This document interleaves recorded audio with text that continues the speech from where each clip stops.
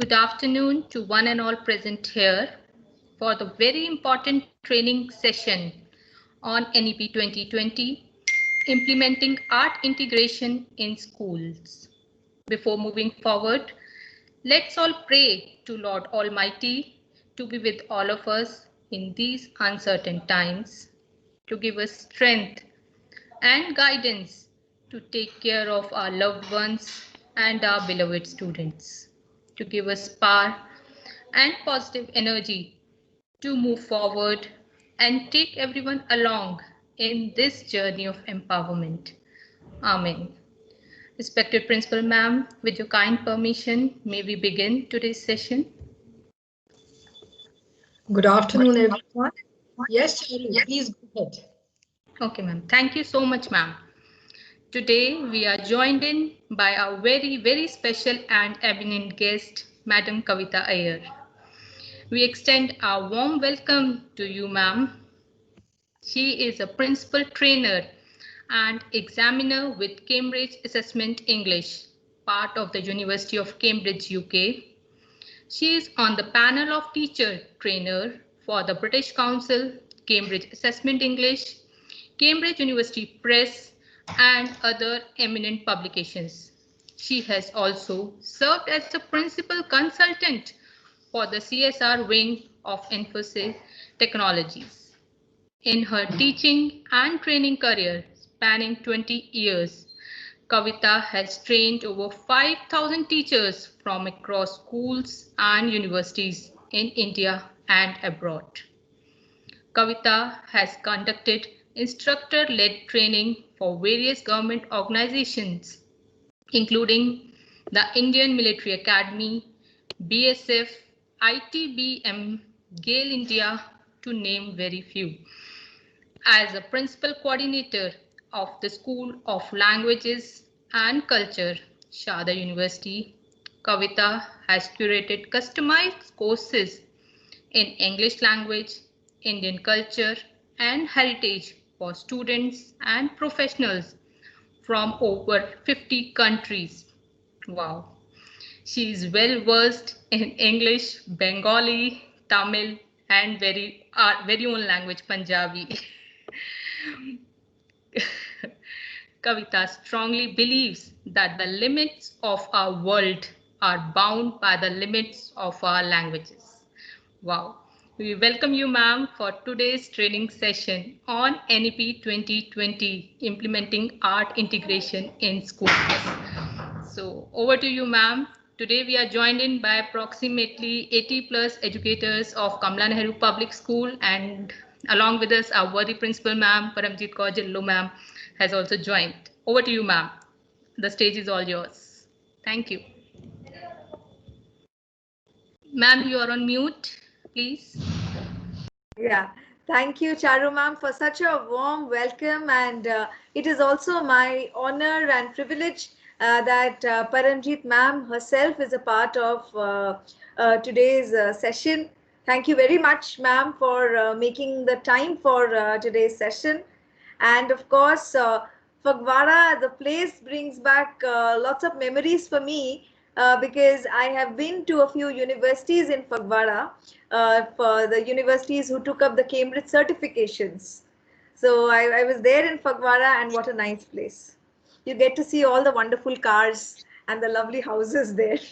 So really, thank you very much, ma'am, for your presence also. And thank you, teachers, for being a part of today's session. Although I will say that for the uploading of the CBSE art integrated documents may have already been done for y'all. So it's more like preparing for the new semester or the new year, as it were. And by this time, you already have a hang of implementing or incorporating art integrated teaching learning into the classroom. So teachers, I'll very quickly share my screen and take you through today's presentation. So teachers, can any one of you tell me if the screen is visible? Yes, ma'am, perfectly visible. Thank you, ma'am. Thank you. So this is what we will be looking at, teachers. And of course, in the context of the NEP. Our lives post July have become, our teaching especially has become, we can actually divide our teaching to pre-NEP and post-NEP. So whatever we would discuss today will definitely be in the light of the National Education Policy 2020. And of course, teachers, you all are more than welcome to add in your inputs, your suggestions. I am not very familiar with Microsoft Teams, so I would request probably one of the teachers, if there are any messages, to let me know, because now when I'm presenting, I cannot see the message box. So teachers, taking you very briefly through today's agenda, we will be looking at the NEP highlights for schools. And in a very consolidated manner, what is it that we need to incorporate in our teaching? And teachers, I'm sure most of you have already been practicing a lot of approaches that have been recommended and highlighted in the National Education Policy. We will be looking at the kinds of integration NEP promotes, and then we are going to be looking at some examples of art integrated teaching and learning. And that part largely will be a brainstorming session, teachers, because what I have done is I have put together a lot of ideas, which most of them I have practiced in my own classroom. I have been a teacher myself, and I have been fortunate to teach 6-year-olds, from 6-year-olds to 60-year-olds. So that has been my good fortune. And there's one thing that I have realized, that activity-based teaching or art integrated teaching works for every classroom and works for every age group. So very quickly, let us.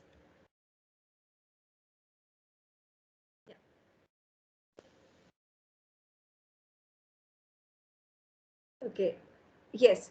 So teachers, when I talk about the National Education Policy, we know that it has evolved from the policy of 1968. And then there was a slight revision in the 1986 policy. And after 1986, we've never had a revised brand new education policy. So definitely the National Education Policy 2020 was a very welcome move, and most school leaders feel that it's a policy, it's a vision document, and it is really going to change the way we teach in our classrooms. Having said that, I would also like to add that it retains the essence and philosophy of the earlier policies. So this simply means, teachers, that art integrated learning is not something very new. It was envisioned in the Indian classroom maybe long back. So in my group, if I have very senior teachers, they would probably say that there is nothing new about art integrated learning, because we would definitely include song, dance, a lot of other art while teaching, in the earlier days also. But now what has changed? From the year 2020, it was made mandatory for all CBSE schools and also other boards to implement art integrated learning. So now we are to integrate art integrated learning as a process, not as an end result. So it's not that, we are doing an active, we are studying something and then students get to do a project. We have to make it a part of the process and not make it a product only. So that is how art integrated learning is different in the present scenario. So when I look at the highlights for schools teachers, or school education rather, these are the highlights for teachers, the changes in approach to content. So the content largely will remain the same, because we are not really going to change the content of the books, that cannot change. But the way we deliver it definitely would change. And these are the highlights. Number one is constructivist approach, that the child should be able to exhibit or express his or her understanding of whatever we are teaching. So rather than what teachers know and what teachers want to tell the children, it will become more important what the students have understood from the particular subject or the concept. Also, 21st century skills, we have been talking about it since I would say the past 3-4 years. It's become a very overused term. But when we talk about 21st century skills, teachers, we are largely, broadly talking about the skills of creativity, collaboration, communication, and critical thinking. And to that, NEP has added social and emotional learning. So all these 5 skills, the 4 C's, creativity, collaboration, critical thinking, and communication, along with social and emotional learning, need to become a part of whatever we are teaching. The third is experiential learning or learning by doing. This most of us are very aware of. Outcome-based learning, whatever activity we do or whatever we teach has to have a specified outcome, and all our assessment has to be mapped to that. And then we're talking about differentiated instruction. So I may be, there may be a way in which I teach, and through that way, probably, 50% of my class understands. But what about the rest? So I may need to teach the same concept in 2 or 3 different ways. And of course, last but not the least of the highlights is integrated learning. And when I say integrated learning, NEP talks about 6 types of integration: subject integration, real world integration, technology integration, art integration, health and wellness integration, and values integration. So teachers, we can safely say that art integrated teaching learning will be able to realize all these goals that I have put up here. So all of these are goals of teaching in the 21st century. And if you look at art integrated learning, we can develop or we can realize all of these goals. So this is what I wanted to keep as a foundation or as an undercurrent before we go on to talking more about art integrated teaching and learning. Of course, there are some other highlights which can also be covered through art integrated learning. So teachers, when we talk about the national education policy, of course, there are 8 chapters and numerous pages are devoted to school education. But if I were to take out just 3 important points from there, the first one is project-based learning. Second is value-based learning. And the third is 21st century skill-based learning. So when I look at the other highlights of India knowledge, citizenship skills, constitutional values, and sustainable development goals, all of this can be given as projects. Projects would also come under art integrated learning. I know that India knowledge, citizenship skills, and constitutional values is you're very familiar with. I'll just talk a little bit about sustainable development goals. So when we talk about sustainable development goals, we are basically talking about the 17 global goals that have been adopted by the United Nations. And they need to be implemented by 2030. So we have another 10 years or probably 9 years for that. And if you look at the goals, they can be integrated with the subjects that you teach. So teachers, a lot of schools, what they have started doing is they do a global citizenship curriculum where through projects and presentations, every class is given one goal. So, they choose about 4 or 5 goals for a particular year, and then each class or each group is given one goal, and they, through class assemblies and special assemblies, they actually create awareness on those goals. Debate competitions, art competitions can be held on all of this. So this is basically just for our children to understand that all of us together are working towards becoming global citizens, and children really need to know about the larger crisis that the world is undergoing. So this is also something that needs to be integrated. I am sure that CBSE by next year is going to make Sustainable Development Goal studies also mandatory. So it's good to be prepared from now itself. So teachers, when I talk about integration, I simply mean the act of bringing together smaller components into a single system that functions as one.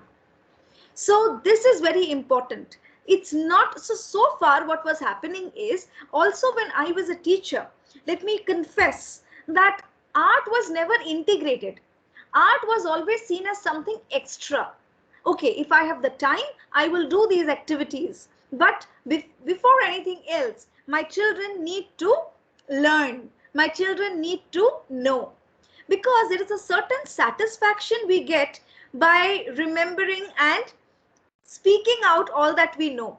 So, you know, this is another thing that's a mindset. So teachers, we need to really change that mindset and integrate art with all the subjects that we are teaching. So we all know, teachers, that 21st century learners, they were born in the era of mobile phones and internet. So they may not be able to learn or understand the way we do. So just to give you an idea of what are the multiple ways in which our children learn. And because of this, it's very important that we include games, activities, art, all of this into our teaching, because this is how children largely learn. As I already told you, the kinds of integration that NEP promotes, and if you see, teachers, through art, we can actually integrate a lot of these.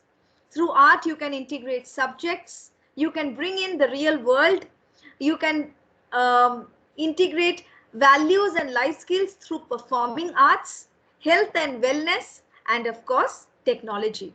We can also use digital art to express ourselves, and I have some examples that I would like to show you.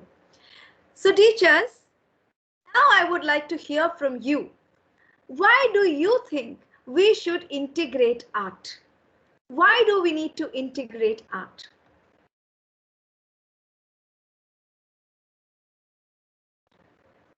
So if I may get some responses from you, teachers.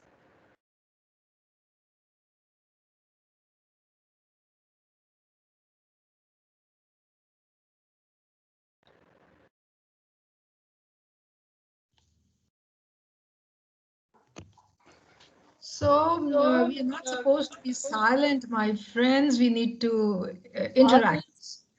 Oh, we already have. Yes, ma'am. We have some on the chat box I can see. So to make the session more interesting, absolutely. Yeah. So also to make learning more understandable, to be creative, innovative, to build an aesthetic sense. Absolutely. Yes, teachers. I'm also engaging. Social and emotional learning of students. Absolutely, ma'am. Absolutely. To bring more creativity and innovation, because that's a very important 21st century skill. Yes. So thank you. Lots and lots of ideas here. So why integrate art? Like most of you said, absolutely what you said. This is what art does. It helps visualization. And teachers, you may not be able to remember all the words that you read today, but you will definitely remember the pictures that you see today, the activities that we do today. So visualization, and this is actually known as the picture superiority effect. Even before your child knows how to read, the child can read the logo of McDonald's and Domino's, because the picture is something that catches the eye. So visualization, teachers, is useful in all subjects. And let me take one of the most abstract subjects like mathematics. If a child is able to visualize the maths problem, the half the battle is won. Most of the times we lack the power of visualization. Why am I spending so much of time on the word visualization? If you look at our children, If you look at us, you know, visuals were never ready-made for us when we were studying, at least for most of us, because I'm sure I'm addressing a mixed group of teachers. The younger teachers would say, no, we saw visuals. So if you see children today, they are looking at an animation since the age of maybe since they are born. They see animations, there's nothing. So the brain cells that are responsible for creating visuals actually stop working. So if you look at us, maybe the 60s, 70s and 80s born, we didn't have so many visuals. So whatever I say, you will see your brains are trained to have a visual image of it. But the younger learners may not. And that is why visualization is very, very important, teachers. Apart from that, of course, all of this, it can take learning, it can make learning transdisciplinary. While I'm using art, I can teach 2 or more subjects. I can connect with the real world, and that's very, very important, because if you look at art, it is just an imitation of the real world. Shift from rote learning methods. Whatever I had to learn by rote or by heart, now can I learn it by art? Let's try that. Let's see if that is possible. Develops, and somebody also said develops aesthetic sense. So absolutely very correct. Develops art-based inquiry. Once children are trained to look at art around them, or to look at nature in the form of an art, they will be able to critically think about a lot of things. And of course, it inculcates the respect for culture and heritage, and it makes learning joyful. So this is very, very essential, teachers. And also, these are the goals of art integrated learning. So let's go ahead. And I am not very sure if you can read it, so I'll read it for you. Before a child talks, they sing. Before they write, they draw. As soon as they stand, they dance. Art is fundamental to human expression.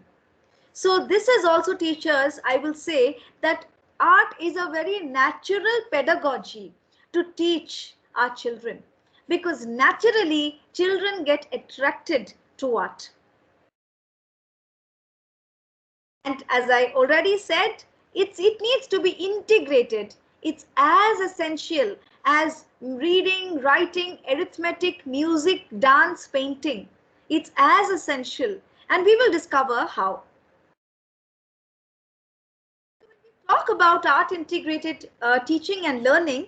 This is what the NCERT in the Handbook for Teachers mentions. It's an approach in which students construct and demonstrate understanding. The constructivist approach, as I told you, one of the goals of 21st century teaching, through an art form. Students engage in a creative process which connects an art form and another subject area and meets evolving objectives in both. So art integration, teachers, is a process, and it is also outcome driven. So we will have specific outcomes. We don't want our children to become exceptional artists. Teachers also need not be artists to implement art integrated teaching and learning. But we are using an art form to teach something. So our objectives are to teach a particular subject. And that is something I feel that is very important. And as we already discussed, it leads to holistic development, self-awareness, social and emotional learning. And I always say this, if I can use theater as a pedagogy, sorry, if I can use theater as a pedagogy in the classroom, I can make children more resilient, socially and emotionally, they will become stronger. Say a child is playing the part of a teacher, a mother, a principal, a sister. Now for those 5 minutes, the student actually understands what a teacher, what a mother, what a sister goes through.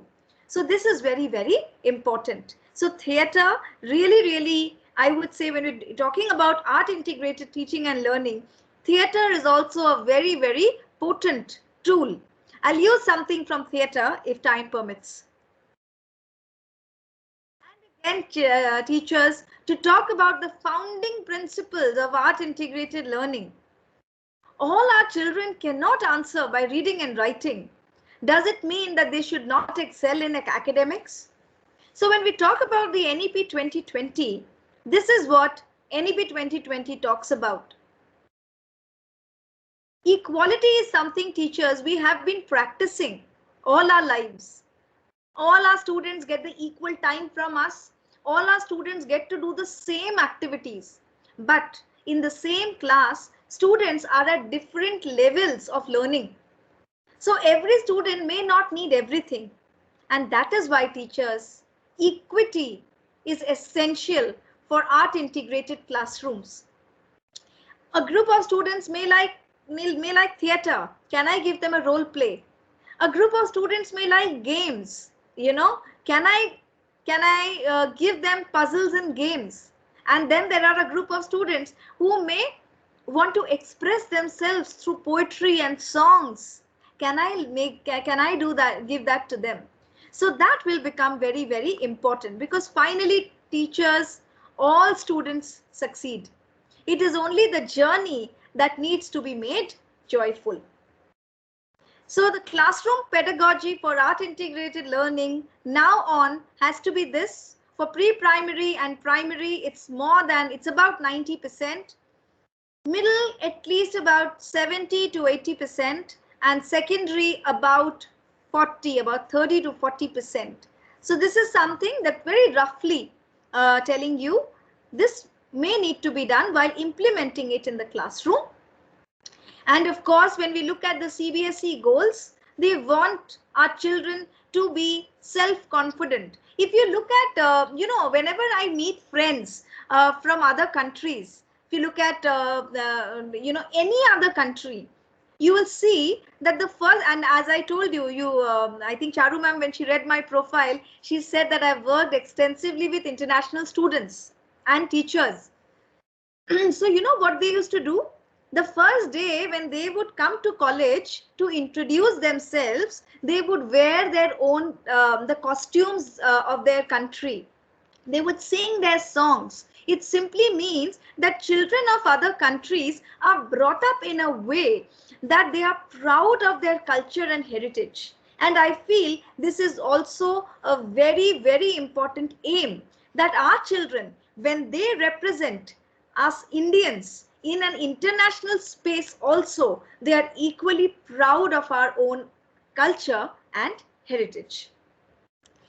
And of course, as I said, teachers, they address multiple intelligences. So art integration, they say, is a natural differentiator. Through art, all kinds of children can learn. And of course, when you're looking at the scope of AIL, it is not just role play, drama, dance. It can be something as simple as a slideshow, PPTs. I'm asking a child to present. Okay, it could be video making, it could be photography, it could be creating art reservoirs in the school, jewelry making, clay modeling, arts exhibitions. All of this comes under art integrated learning. Also visit to historical places and monuments. Unfortunately, now that may not be possible, but let us pray and hope that it becomes possible in the near future. So when we're looking at the NEP and the project outcomes, this is what the NEP wants us to achieve. Not only conceptual understanding, but also collaborative and exploratory learning, inquiry-based learning, and respect for diversity. I think this is very, very important. So teachers, when we look at the Ek Bharat Shresth Bharat mission, how do you think the study of the two states will benefit the students? So here, teachers, if I may get some responses. Ma'am, students of both the states would come to know more about the other state, their culture, the way they live, the food, and maybe the famous songs and dresses, everything. So they will develop a skill, or what you call maybe something like appreciating others, however they are, and taking everyone along. That skill will also be developed. Absolutely, ma'am. I would say that the skill to accept and to appreciate. Thank you so much, ma'am. Any Yes, other? ours, like there's a pairing by the CBSE regarding the states. Just like our state of Punjab, we are paired with Andhra Pradesh. So obviously we have been assigned. So some projects are lined up for the same, you know. So that's so nice that we have been assigned a particular, or it's just like adopting that state with us, you know, and the vice versa. So just to add to it, please. Thank you so much. Yeah, yes, ma'am. During our Republic Day celebrations, also we had dedicated few classes. Though since 2 years we are doing so, but every year we give specific class of topic of Ek Bharat, Shresth Bharat. They talk about the language, and then they sing songs in Andhra and the poems. So students are now very much familiar that they're paired with the Andhra Pradesh states, and they are learning the language. Even the alphabets were being taught to the students. So that's learning beyond uh, Boundaries, as it were. Absolutely, ma'am. And this actually has many benefits, as most of you said and agreed. So really nice. And they can actually learn a lot from here. So if I were to just yeah. Yes. So when I talk about pairing of states, trying to understand the points of similarity and differences, and also trying to understand why certain people look. For example, when we look at skin color, it's a very important, it's like a differentiator in India. So, why is it that the southern states were they, why is it because of the water? Is it because of the climate? The way we look, the way we dress? Why is it? That's very, very important. This brings in a lot of tolerance, as I would say. And also, suppose children are doing ratio, or they are doing a research on the gender parity. So there may be that, in Andhra, there is a gender divide in certain courses or in certain branches of study. If children could at least try and find out, or come up with questions, why do you think this is so?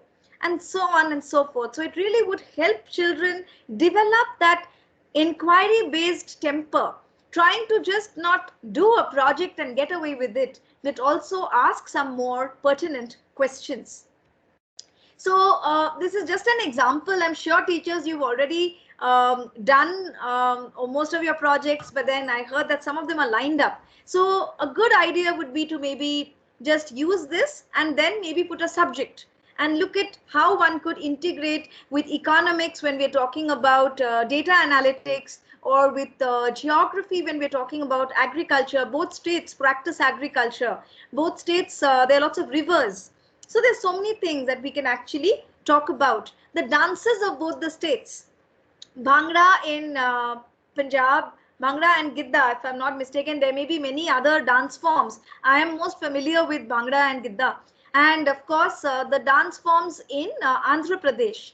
So a wonderful geometry lesson can actually be taught through the dance forms of both the states. So there's so many things that we can do, and maybe going ahead, there'll be more and more innovation when it comes to learning subjects through the states. So I think I will skip these slides, teachers, because you may have already uploaded the data. So if there are any particular questions related to that, I can take it up, but I think I can skip all of it for now.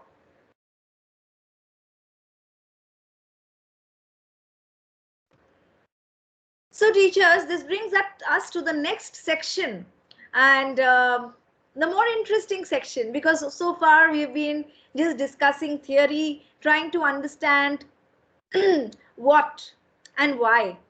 So today, and in this section, we are going to be looking at how.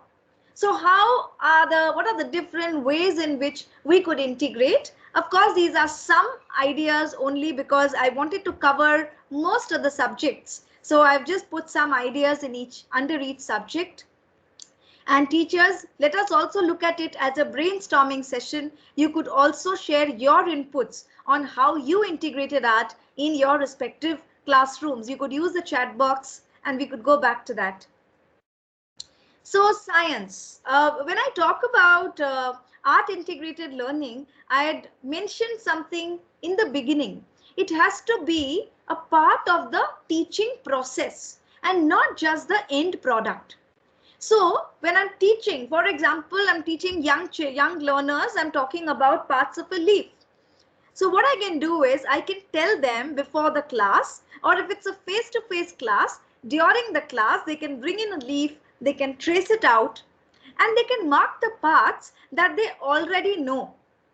So this will become assessment as learning and also assessment for learning for the teacher. So the teacher understands, for example, for the PTOL, the student may write stem. The student may not understand the leaf blade, but just may write the leaf palm and so on and so forth. The student may be able to identify the tip.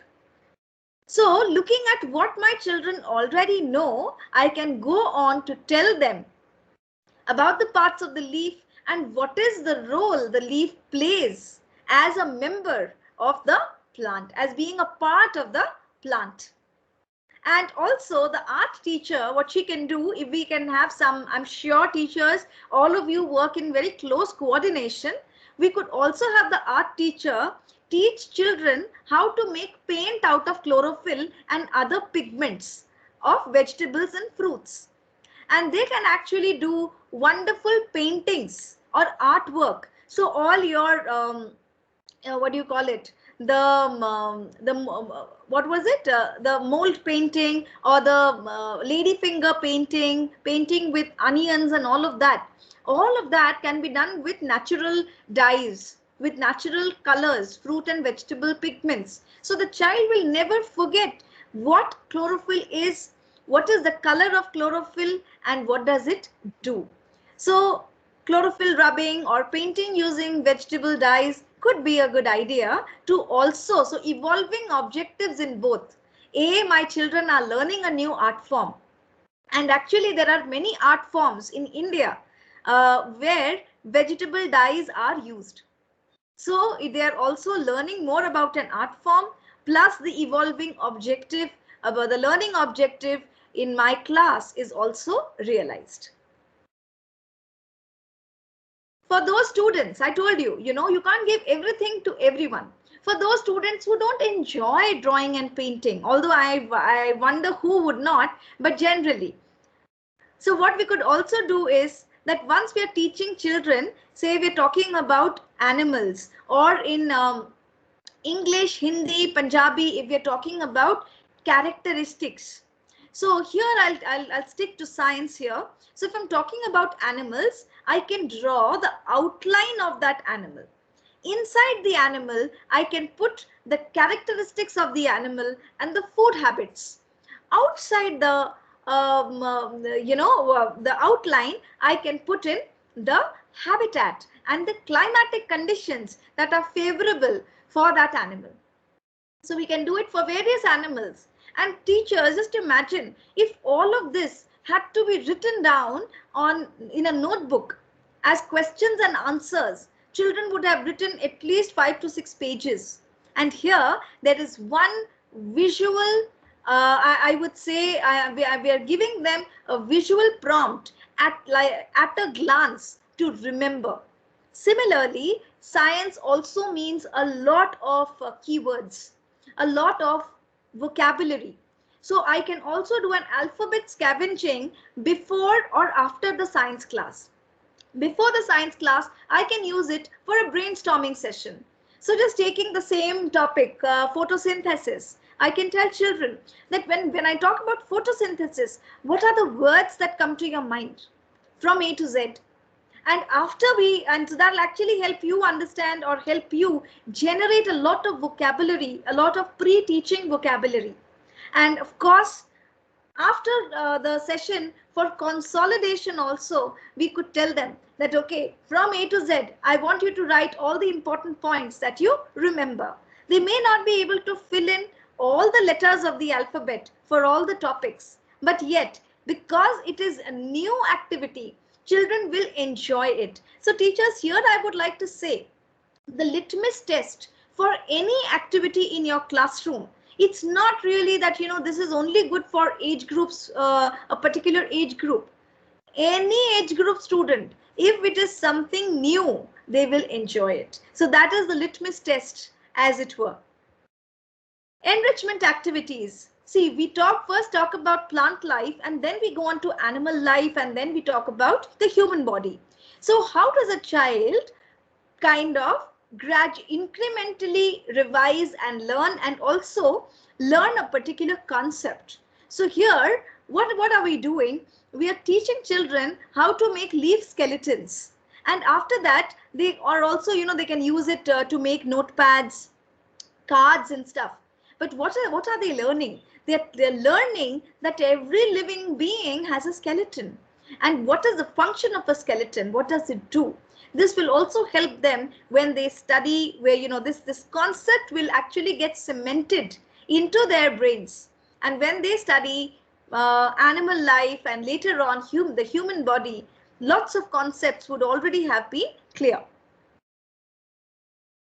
Also, when I talk about art integrated learning, it is not only integrating drawing, painting, dance, music into the class. It also means any kind of innovative intervention in the process of teaching and learning.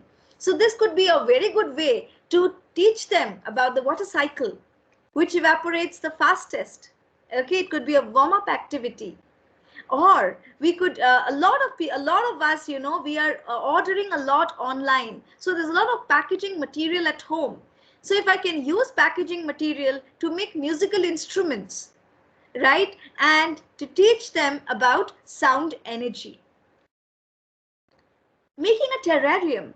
So teachers, now I've been speaking for some time. So if I can ask you, so what do you think our children will learn when they make a terrarium?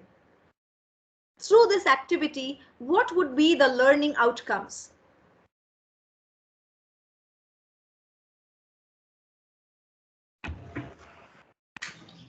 Ma'am, regarding SDG 14, life below water. Absolutely amazing. Thank you, ma'am. Yes. So how beautifully you can dovetail the SDGs with a terrarium. Yes.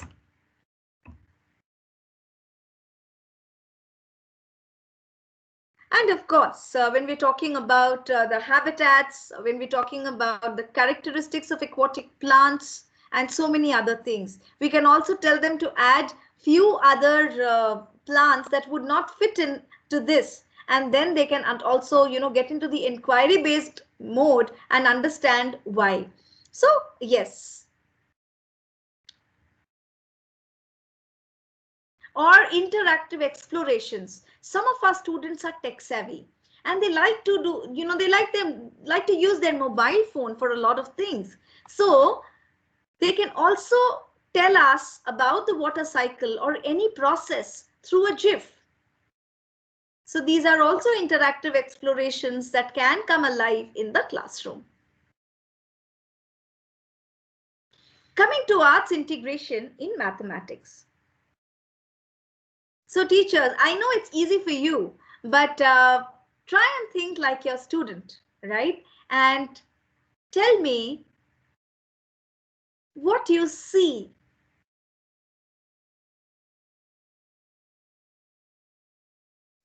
Symmetry. Absolutely, ma'am. Thank you. And when I say symmetry, if I want to get a little more, if I want to get a more accurate answer, what kind of symmetry?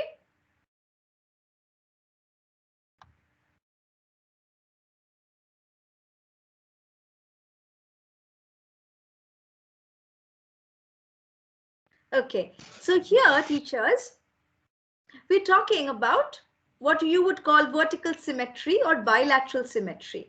And as I said, when you connect art to the real world, there's so much that children understand, that it's not, so symmetry is something you need in art. And you see, symmetry is something that's already naturally present. And the human body is one of the best examples of symmetry, of bilateral symmetry, as it were. So we can bring in, we can bring in interesting critical thinking questions on why do zebras have stripes? Why do leopards have spots, and so on and so forth, or looking at geometry in nature. So all of these can become project-based activities where children, this becomes a part of pre-teaching, where before I tell them about a shape, or before I tell them about latitudinal and longitudinal sections, can we cut fruit salad in the class? Simple. I want you to cut fruit salad, but I'll tell you how to cut it. And from there, we look at how the seeds, the shapes get different when we cut them in different ways. Or also, why are certain animals shaped in a particular way? Does it really help them in adaptation? And things like that. So this is also, as I said, it helps integrate subjects. It also develops interest in a particular subject. So mathematics, for example, lots of children feel that maths is difficult. It is not meant for everybody. It's only meant for intellectuals, and so on and so forth. So when we tell them about the math around us, about math in nature, they probably would understand that maths is something you can't really escape. And if you really put your mind to it, it's easy. So for younger children in mathematics, we can talk about pre-concepts where children are actually doing, teachers are actually doing this. So, you can make numbers with your hands, you can have dance movements to learn numbers, you can have puppets to teach numbers, and of course you can have artwork like this. You can do color coding for recognition of numbers. And at a very simplistic level, I can do, if in my online classes, I can use a picture with many, something like this. This picture has a lot of animals, or it has got a lot of images. And then I can tell the children to find out how many animals they see. So data handling at a very basic level. We can also have chart papers with cutouts of all of this also, and children can actually, it can become an interactive activity. But probably that can be done once children come to school, or otherwise you'll have to guide their parents on to make these learning aids for them at home. Or, okay, I've already done this, or math rhymes. I feel music is one way children really get, they really enjoy, and they don't really feel that there's something rote. They're learning it by rote. If you look at children, they'll remember the lyrics they remember the lyrics so well. So to the tune of Farmers in the Dell, we can actually teach them this. 1 and 1 is 2, 2 and 2 is 4, 3 and 3 is 6. So now let's try some more. So it brings about rhythm, it brings about an energy in the classroom. We can also say, make one part, and we can tell the children to make more. So that can also be done. And there's so many, rhymes related to mathematics. So when you're talking about shapes, we can also do role play with shapes. I think that's something you may be already doing. Or you could have children sing these rhymes to remember, because somewhere what will happen is they will remember it, the learning will be more long lasting. And when we go on to also, fruit salad, there's something I like. So telling them how, what are the combinations? How can you make number 5? 1 plus 4, 2 plus 3, 3 plus 2, 4 plus 1, and so many ways. So here there's a song that I found very interesting. It's on fruit salad. So we can do these things with other numbers also. And the math limerick. I really like this, because this is not just rhymes, and songs are not just meant for young children. How about making the math class a little more interesting for the older ones too?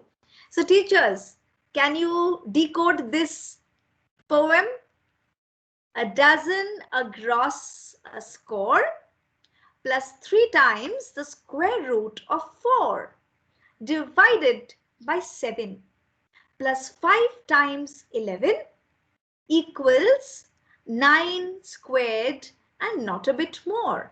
So I don't want you to give me the answer, but can you just write down the problem?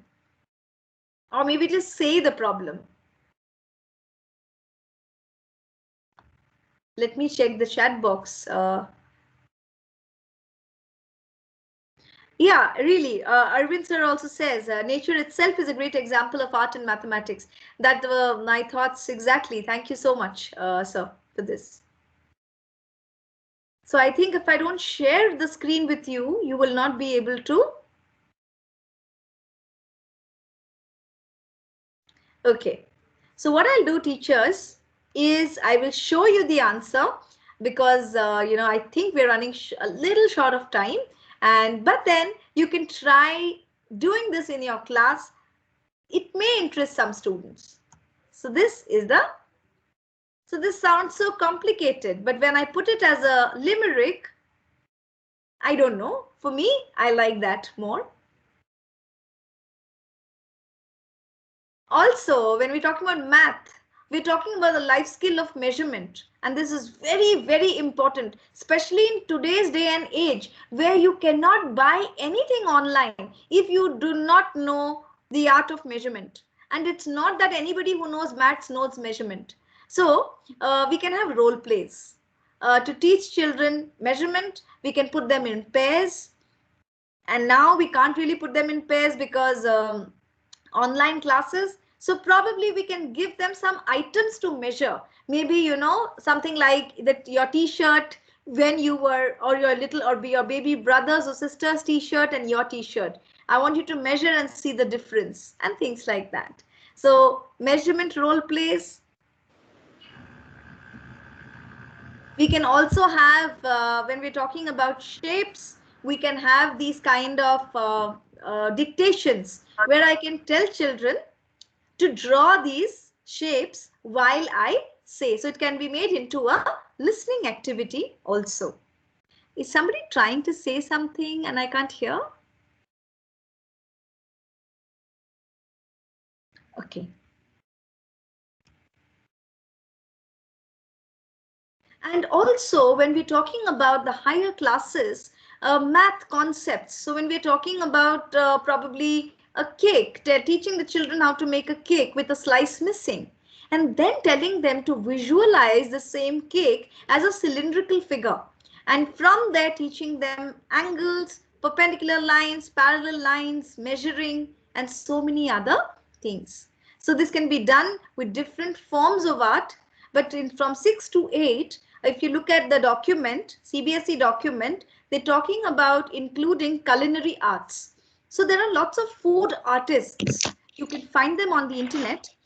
So we can take those artworks of food artists, and we know that mathematics is so very important even when we're talking about cooking, the arts as it were.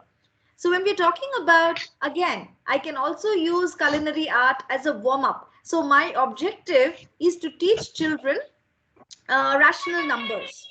What I can do is I can give them a recipe. And here is a recipe of cookies, but you can give them recipe of anything. It could be the recipe of a food of your partner's state. Teachers, may I please request to mute yourselves? So you can use the recipe of maybe halwa or something of the partner state. And here I put in, and now what the children do is they identify the different kinds of numbers that feature in the recipe. Fractions, decimals, whole numbers, positive and negative integers, and so forth. So before teaching rational numbers, I can do this as a pre-teaching activity. Again, coming back to the idea of using art in the process of teaching.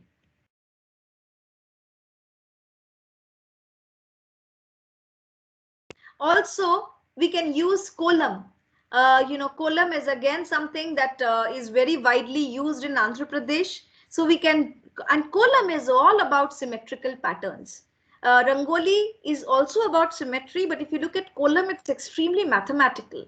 So when you look at this, you can ask them to draw a kolam design with dots arranged in this particular sequence: 1, 3, 5, 7, 5, 3, 1.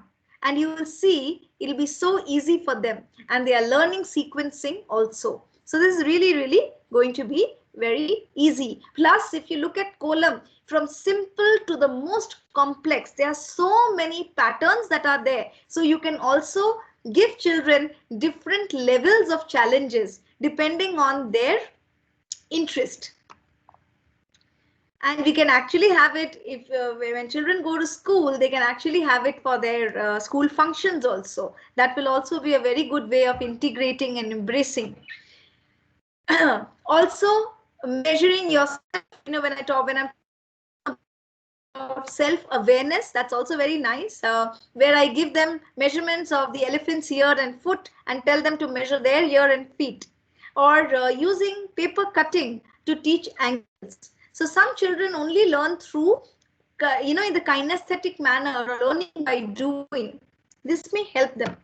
Also, if we can have art like this, where we in the class we tell them to measure, and then they can present all of these measurements that they have taken, the paper measurements that they've taken on paper or ribbons or any kind of material, how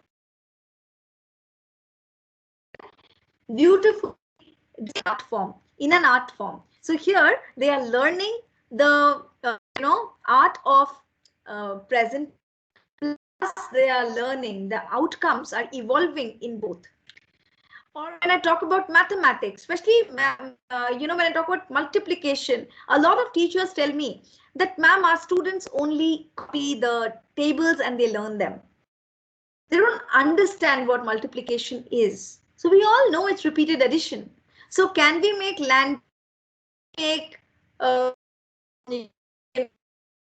purposes like this, or can we have other art forms to teach them multiplication?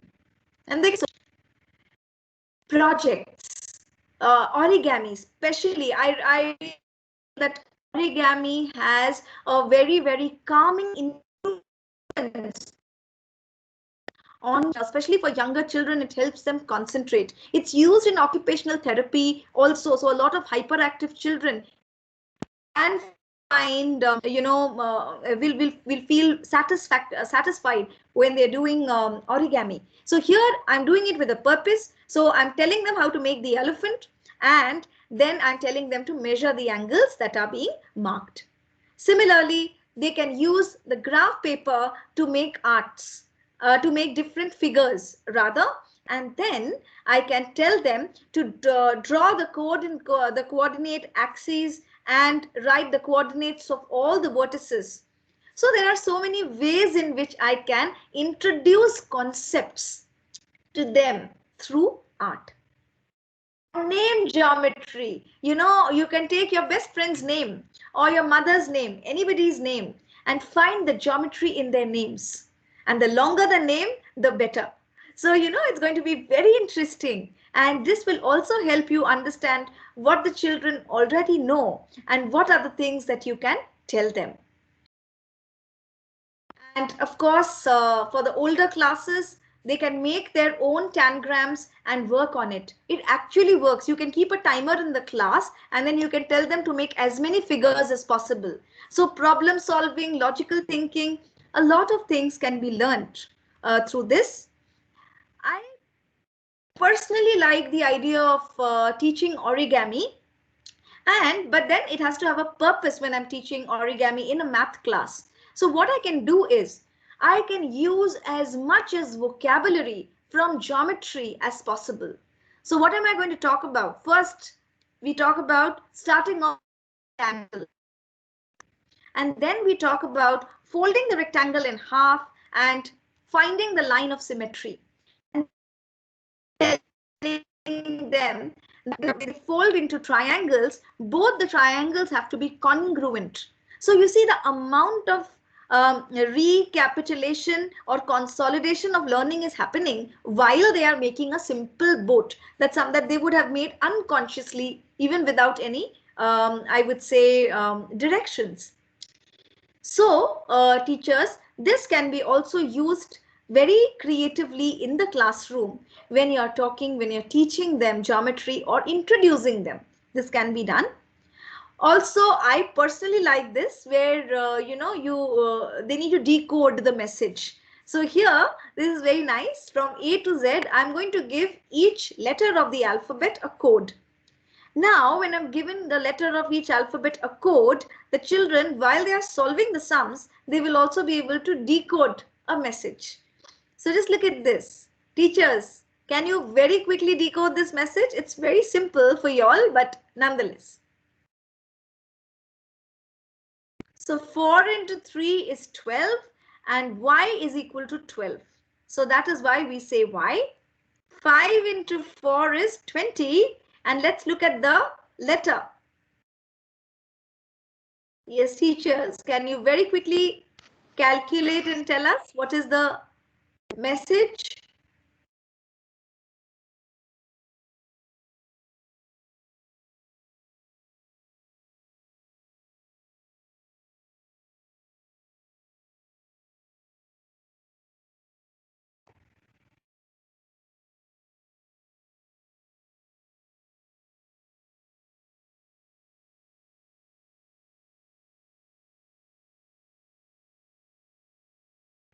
You did it. You did it, of course, ma'am. Thank you so much. Yes. So it generates interest. It just gamifies whatever you're teaching. Thank you. Now let's look at art integration with English. And when I say English, teachers, I just don't mean English. This includes Hindi and Punjabi in case you're teaching Punjabi. I'm not saying in case, I'm sure you teach Punjabi also in the school. So it's for all languages, because finally all languages is about strengthening the listening, speaking, reading and writing skills. So whenever I talk about language teaching or learning, I always talk about first looking at the children's immediate environment and what are the things that children love to see, or what do they love when we're talking about their immediate environment. So it could be sports personalities, it could be animals, birds. So here I have taken peacock.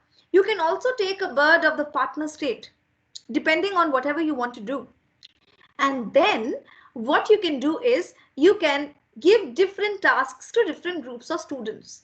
The outcome should be that the children should be able to speak as well as present through writing. So here I'm telling them, can you sing for the Mayur dance? Okay, can you compose lyrics for a Mayur song? Or can you suggest some steps? Okay, can you choreograph the Mayur dance? Story writing. You went to school, it was raining, and suddenly when you look out of your window, you see a peacock dancing. Can you write about it? Also research work. Peacock is our national bird, but along with it, it is also an endangered species. And of course, peacocks in mythology. So if you're looking at mythology, peacock is also the mascot for one of the Hindu gods. So that's Lord Kartikeya. So, there's so many ways. Yes. So there's so many ways in which you can, the idea is to generate as much as responses in the target language. So here my target language, be it Hindi, be it English, be it Punjabi, I give them some familiar situations and then I ask them to speak or write or sing. Or I can take up, especially for languages, it's the easiest. So here I've taken a reading comprehension related to nail art. I know that students are they're really interested in all of these things. So what am I doing? Through this paragraph, teachers, I can teach them transition words. Initially, then, lastly, in the beginning, followed by next, finally. So through this, I can teach them how do you sequence your words if you want to talk about a particular process. I can also teach them about the passive voice. Of course, I can teach them critical thinking by asking some interesting questions from the text. When you're looking at Punjab, we can also talk about the process of making fulkari. It's very important that our children know about it, and what better way to teach it through a reading comprehension. We can also talk about henna. We can take up any art form of the partner state and also make a reading comprehension out of it. Or this is one of my favorites. It's a step-by-step instructions to draw rangoli. So the outcome, so the learning outcome over here is listening for specific information. So I can tell my children, I want you to make 3 dots. Right below the second dot, I want you to make another dot. And so I have got a lesson plan for which I had made for a Rangoli lesson, for a listening activity. I'll be more than happy to share it. It actually helps making listening more contextual in the classroom. Children enjoy it, and we can also have a follow-up activity where the children find out more about Rangoli and how it is used in the different states. So if you look at Rajasthan, or if you look at Uttar Pradesh, and if you look at Bengal, Bihar, Maharashtra, I'm sorry I've not added Punjab. I'm not very sure.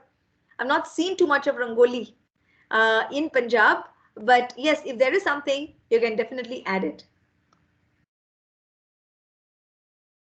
Also, we can have for younger children, they love visuals. So you can have picture code games, because what do we need? We need them to recognize the word, to learn the word, and to also remember the sounds. So here, teachers, this is a game where look at all of these words: fish, rowboat, octopus, zebra, elephant, nest. I want you to take the first letter of each word. Take the first letter of each of these words and you can make a new word. Can you try this, teachers? So just take the first letter. Frozen. Frozen, absolutely. That was really fast. Thank you, ma'am. How about this? Scarf.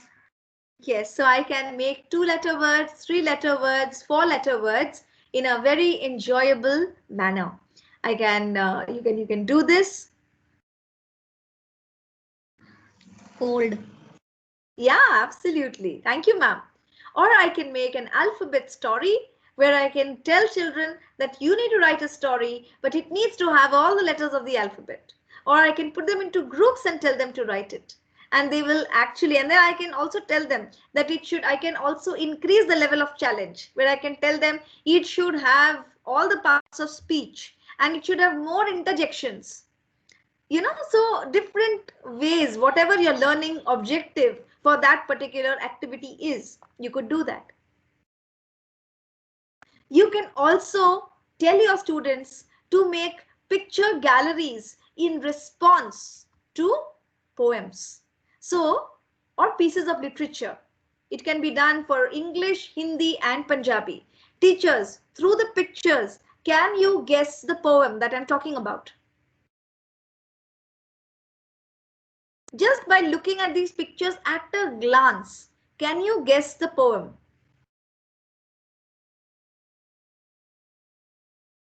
Just give it a try.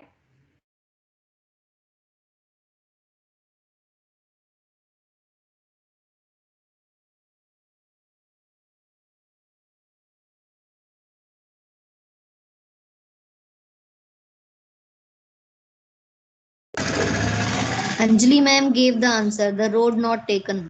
I'm so sorry. Oh, thank you, ma'am. Actually, I'm sorry because when I'm presenting, I can't see the chat box. Okay. Thank you so much, Anjali, ma'am. Yes, absolutely. Yes, the road not taken. And also, teachers, if you see, these pictures take us through the literal meaning of the poem to the inner meaning of the poem.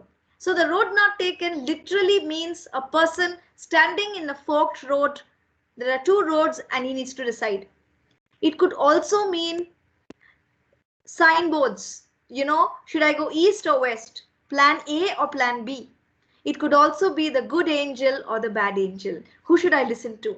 So it also, when I talk about the constructivist approach, you can do this, or you can also tell children that every story, if you see, has a beginning. It takes us, there's a rising action, there's a climax, and then the action fades and there is an end. So this is basically what I'm talking about, is what we call the Freytag's pyramid. But to make it more, I would say, art-based, what we can do is we can tell the children, I want you to make a soundtrack, a playlist for this story. So here, as the story begins, I want you to have a certain kind of music, and you can maybe just write the summary of the first part, and the music can be there. Climax, there can be different kind of music and the summary of the climax, and then the falling action and the end. So adding soundtracks to stories, these are very, children love to do these because they're listening to music. They love surfing the internet for pictures. So these are some things that are taken from their own experiences they may enjoy. Again, I can use forms of art for reading comprehension, and I can actually ask questions that are comprehension based to higher order thinking skills based. So here I ask them simple questions, and then I ask them, why do you think a cartoon is more effective than a narration to tell a joke or to make a point? So, that's when they'll start thinking, why do we really like these cartoons that come, these graphic stories that come on newspaper, especially the Amul ones. They're really nice. Also, you can do this. You can record a narration for listening for prepositions. So the outcome, the objective, the learning outcome should be, children should be able to understand all these prepositions and how to use them. So see what I'm doing here. I read out certain sentences, and this is what my children make. So they like doing it, and it's not for a particular age actually, because prepositions are always, we can make the instructions more complex, but it doesn't mean we can't use it for higher classes. Also, we can do this. So we can ask, now that the students are online, we can tell the students, okay, I take the name of a student and say, choose any one number, and whichever number they choose, I can tell them what to do. So if it's number 5, you'll have to say, so I can send a personal message to the child that, okay, this is your word. Now, if you choose number 5, you will have to come up with a synonym for the word. If it's 2, you'll have to draw the word, and things like that. We can also have small cutouts of punctuation marks, because these are, children usually forget, and they can actually do a role play using punctuation. So every child who is assigned a punctuation mark has to come up with a dialogue that talks more about, or that defines why that punctuation is particularly used. So these can enliven your classes. Animation, especially Mr. Bean, can be used for dialogue writing and diary entry, because it largely talks about a day in the life of Mr. Bean. And of course, so many grammar concepts can be reinforced through it. Using art, I can use it for in a speaking class, in a class for speaking, where I give them these scaffolded, some phrases where I scaffold speaking with some vocabulary. And then I tell them that I want you to compare and contrast between these two art forms using this vocabulary. Art during the pandemic, a lot of artists have added masks to their older pictures and paintings. You'll find it. So we can have dialogue writing. And these could be meme writing also, because see, children these days, and especially when I talk about English, you know, your child is not just listening to English from you. A lot of social media English is also getting into the child's vocabulary. So, you know, the memes that keep happening. So we can have meme writing. We can also do something which is called Twiterature, where they can introduce themselves in 140 characters. So that is, I think that is just that much that you can use when you're talking about, or, you know, I want you to give this answer only in 140 characters. It gamifies the classroom, it helps them. For social science, look at this advertisement. You can talk about what is, you know, gender equality. You can talk about so many things related to this topic, to relate to this ad. What they can also do is find out the Usha ads for, you know, this was in the 1980s, for 90s and the 2000s, and how they have evolved. And why do advertisements, you know, why are they important and how do they evolve? This can also be used for economics. Map integrated activities could also be a great resource where I can tell them to find out their favorite singers, sportsmen, artists, mark where they stay on the map, and then give them more activities. Timelines, interactive timelines. Timelines we use for history. We can also use it for geography when we're talking about different animals and their habitats. And I think this is the latest sketch noting, and children like doodling, so they may just enjoy sketch noting also. So this is another thing that they can do to consolidate large amounts of information in a particular, you know, on paper, making learning more visual. And using information technology, they can actually take the help of the computer teacher and make infographics for those topics that have a lot of factual data. So that can also be done. This helps them look at a particular topic. You know, it's easy for them to see so many facts and also remember them. Similarly, this is for vertical climate zones. Children usually have problems with these. So if they can either make models or make digital art. And of course, teachers, I'm sorry, I think I overshot my time limit. And but then I just wanted to share these activities with you.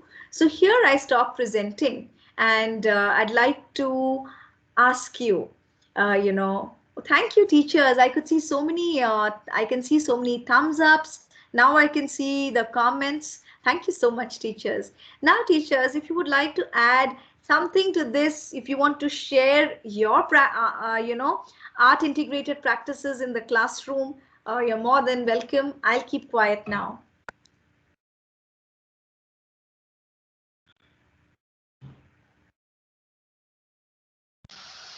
Yes, Kavita ma'am, thank you very much for a really interactive session. It was really an awesome.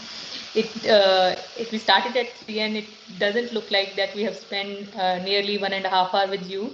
It was different examples with different subjects, was really amazing.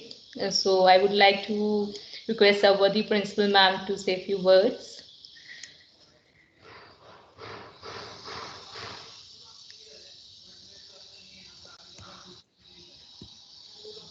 So from afternoon, it's good evening now.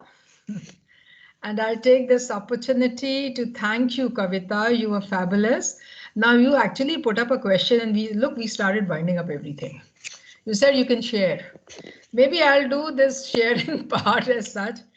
Coming to SDGs, we have a 25-foot tall wall which has all the SDGs painted on it.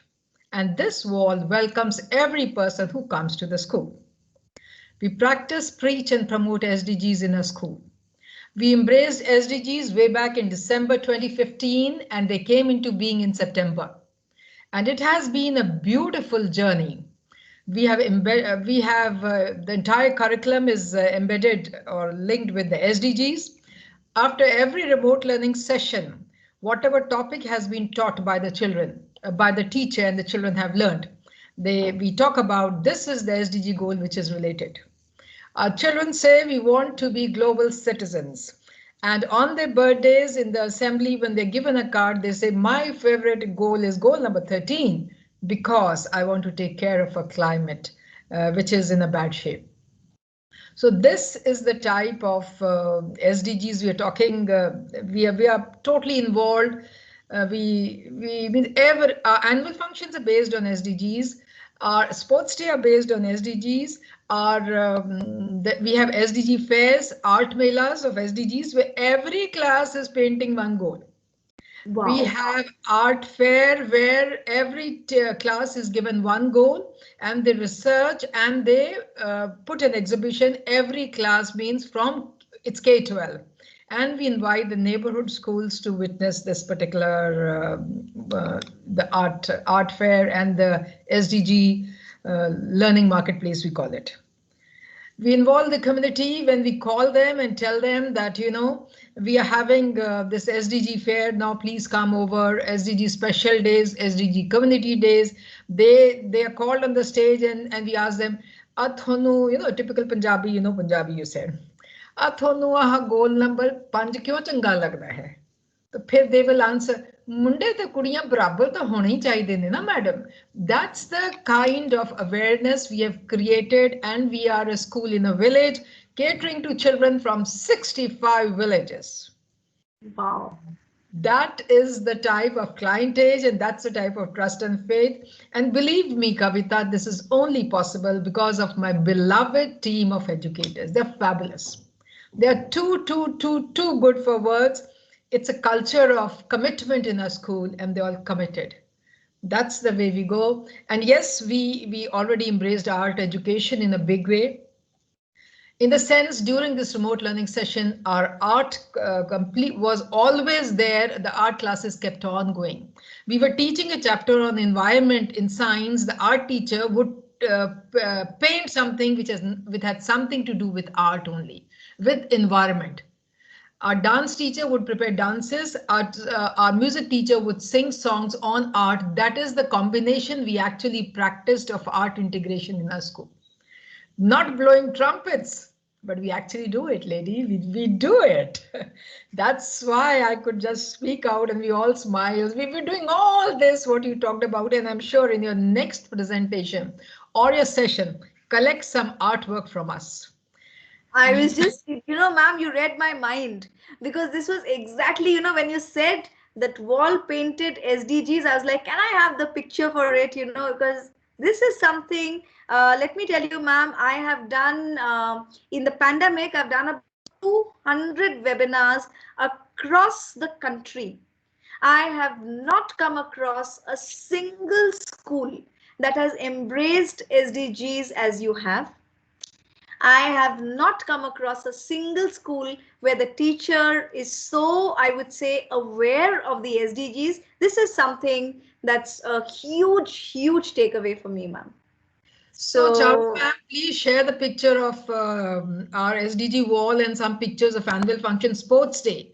The backdrop is SDGs, and children are wearing goal number 4 or 5 of climate action, having a cloth bag and singing and dancing in the central arena of the 200-meter track. We made, I think, 150 feet tall, long climate action. We dedicated one of our sports day for climate action, and we have this big banner, and about 40 children had to hold this banner. And when they walked in majestically in front of the parents, where we had this 100-meter track from one of the sides, it was a standing ovation which was given by the parents. Ma'am, you forget about my students and teachers. My parents know what are SDGs. We celebrate. Now, see, you made me speak. Amazing. No, ma'am, as you say, I actually have goosebumps, because as you're speaking, I can feel it. 1 month in September is dedicated for SDGs, because 25th is SDGs birthday, global day, we call it. This time it was totally remote. We had catwalk right from kindergarten to grade 12. Parents dressed up the children in the color of the goal, and the child comes and say, I like this goal because. Wow. Forget about this. So catwalk was enough, so parents were totally involved. Forget about this. All my teachers are on Twitter, and my children from 7th onwards are on Twitter. And they had to prepare an Adobe Spark tile or a message, or the juniors, when they would do it, the teachers would tweet. So we went on Twitter with a big bang. My favorite goal is this. The teachers have posted my favorite goal is this and why. So we had we had this kindness day celebrated when we said kindness is important for SDGs. You're kind, you'll follow everything, you'll take care. We are neck deep into SDGs and we just love it, and we are mad. We practice, preach and promote SDGs. So you're welcome to a school whenever you want. Our walls speak. One goal in every class is there. Our children know it. Everybody knows it. Even my guard knows it. Even my ayahs know it. Everybody knows it. And we just love SDGs. We have teachers ambassadors. We have student ambassadors. Even kindergarten, we have ambassadors. We adopted a village. I'm going on and on and on. You touched my heart and the chord which is there. No, really, ma'am, because this is so important. And in most of the sessions, teachers are not really interested. When we talk about SDGs, I'm equally very passionate about it. And that's how when you're speaking, I don't want this to end at all. I'd like to hear more and more and more. This is very important. I have been going around to various schools to show them how SDGs can be practiced. I've been doing it for n number of schools. Recently for a school in Indore, I think it's the international school or something like that. I had my children ambassador tell them what SDGs are. Goal 1, this is it. And this is the way we've done it in a school. And in the end, I took over. So n number of presentations I've been giving. If you want it for any school, this woman is ready. Amazing, ma'am. Now I know that when I say SDG, your name is going to be synonymous with it, because this is really important. It's more important than anything else. And yes. Hats off to you and your team, ma'am. Hats off. My last word now. My last word. After this, I have to, my teachers have been waiting for such a long time. So my last word is, we have initiated an international project. And the name of this project is Rise Up for SDGs. Okay, and this project is an 8 months long project. Every month we have 2 meetings. We have educators from around the world, right, who have joined us. 31 countries educators are from. That's the type of magnanimity of this particular project. We had the first session. We go for 2nd and 4th Fridays. We started in January, but this time there were 5 Fridays, so we went for 3rd and 5th. And we have already deliberated on the first goal. Our second session is on 29th, and we'll be deliberating on goal number 2, that is zero hunger. And again, there'll be teachers, 3 teachers from Philippines, from Maldives, and from Philippines, Maldives, and one more country, and Malaysia. And they're going to share their school story of what they do when it comes to adopting SDG 2. We have the moderator from Pakistan, and we have the keynote speaker, and she is Farha Rustam, and she's from Lebanon.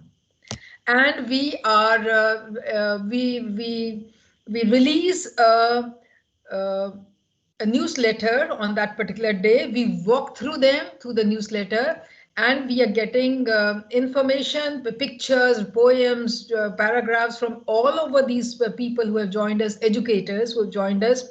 And then we also take them to a virtual art gallery. That's fabulous. We are pretty good at it.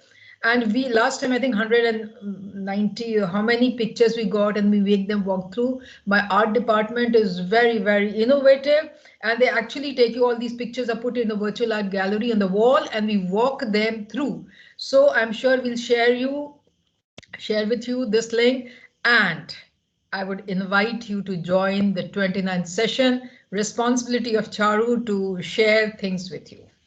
Charu, look into this, please. My honor. That will be my honor. All right. So I need to sum it up, Kavita. We can always interact later on some other day. So I'm very thankful to Orin Blackswan, and especially to Mr. Sandeep Kumar, who was actually the link between the company and us, and who had posted a mail and who had offered his services for that. And lucky we met you, Kavita. We enjoyed every wee bit of it. And I don't know why my teachers were quiet. They should have blown some trumpets, because they're doing so much. It's all right. It happens, but it's okay. Thank you so much. God bless you. Thank you, Sandeep. Thank you.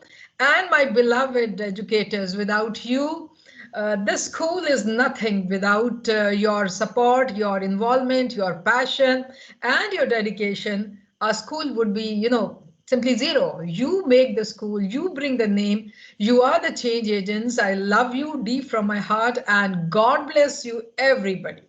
Thank you. Thank you, ma'am. Very much. We are the change agent because the strong leader is behind us. And Kavita ma'am, when you were saying the synonyms of SDGs is ma'am, so you're very right that SDGs are in and around us, even for a single teacher or a student or anybody in around. It's so much deep rooted in us now. So we are really thankful to you and Mr. Sandeep. He has joined. I think Mr. Sandeep has joined. He was traveling, so it was a challenge for him. I think now he has joined. Welcome, Sandeep, sir, and introducing us to Miss Kavita. Thank you so much, sir. We are really delightful that you. Yes, Mr. Sandeep. Yeah, this is my pleasure, ma'am. I am still traveling, and you please continue with what you were saying. Yeah, thank you, sir. Thank you. We are happy that you joined us and then you had a glimpse what we did it today. Thank you, sir. Thank you, Kavita ma'am, for being with us. We will be looking forward to see you on 29th session for Rise Up for SDGs. And to add it here, ma'am is a SDG Edu chair for SDG Edu Chopal. Just to add it here. Thank you. Thank you. It's a Great. national body, government body. Yeah. Thank you. Thank you, ma'am, for empowering us and updating us. Thank you. Thank you, dear educators, for joining. Thank you.